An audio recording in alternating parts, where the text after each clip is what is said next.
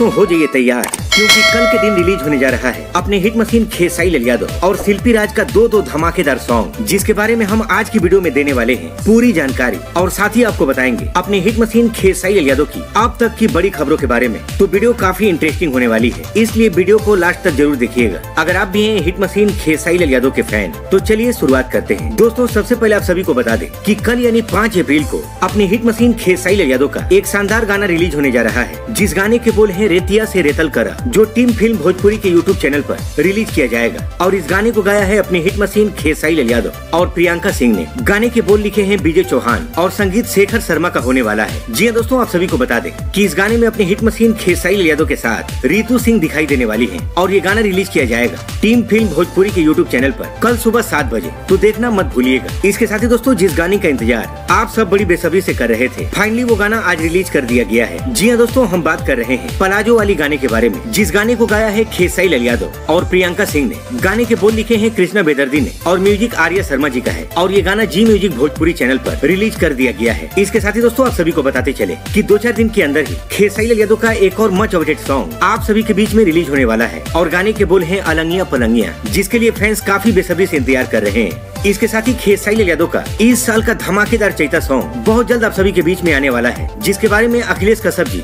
और आर्या शर्मा जी ने post share करके इसकी जानकारी दी है। और खेसारी लाल यादव के इस चैता गाने की तैयारी स्टार्ट कर दी गई है और बहुत जल्द उनका सैड सॉन्ग भी रिलीज होने वाला है। अब चलिए दोस्तों आप सभी को बता दें कि शिल्पी राज का भी एक गाना कल के दिन यानी 5 अप्रैल को रिलीज किया जा रहा है सारेगामा हम भोजपुरी चैनल पर। और गाने के बोल है तोर कमर का चीज बा, जिसे गाया है शिल्पी राज और विजय चौहान जी ने, जिसका टीजर भी सारेगामा हम भोजपुरी चैनल पर रिलीज कर दिया गया है और ये गाना रिलीज किया जाएगा कल के दिन यानी 5 अप्रैल को सुबह 7 बजे। तो दोस्तों ये थी अब तक की बड़ी अपडेट अपने हिट मशीन खेसारी लाल यादव की तरफ से। मिलते हैं इसी के साथ अगली वीडियो में, तब तक के लिए जय हिंद जय भोजपुरी।